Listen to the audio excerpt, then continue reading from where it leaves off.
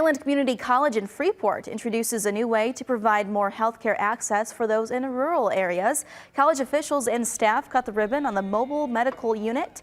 The vehicle has 2 clinic exam rooms and all sorts of equipment like blood pressure cuffs and cholesterol machines. The unit will take students and help those who can't afford healthcare through all sorts of hands-on experiences. The hands-on experience is vital for them, learning their skills, learning how to deal with different types of patients. It's in an area that is not a hospital or a clinic setting, so just giving them that diversity and learning.